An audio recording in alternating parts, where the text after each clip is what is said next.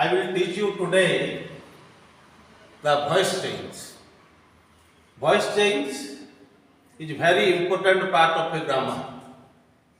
Voice change तुम सब जानिछ in your earlier classes तुम सब निश्चित रूप से पढ़िथिबो छोटो क्लास रे आ voice change जहा कि आमे वर्तमान एलाबोरेटली अधिक टिके पढ़िबा. voice change means तुम सब जानिछ ओडिया रे वाच्य परिवर्तन.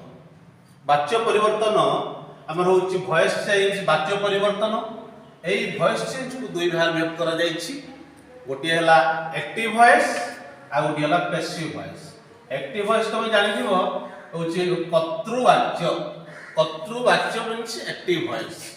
आ गोटे द्वितीय हला पैसिव वॉइस कर्मवाच्य. कर्म रूपक वाच्य कर्मवाच्य. एक्टिव वॉइस हम देखिबा गोटे मो एग्जांपल लउछि I killed a snake. I killed a snake मो गोटे साप को मारिली मीन्स कार्यटी का द्वारा हला ना मो द्वारा हला. आई हला सब्जेक्ट. एही परी कर्ता द्वारा हेथिया जगो ए वाक्यटी हला कर्तृवाच्य. जेमति हम देखिबा पैसिव वॉइस जते बेले करिबा कर्म रूपक वाच्य हबो. ए स्नेक एटा होछि ऑब्जेक्ट एटा होछि वर्ब. ऑब्जेक्ट रा कोन करिया हम ना आगु को आनिया एटा हला ऑब्जेक्ट बिकम सब्जेक्ट.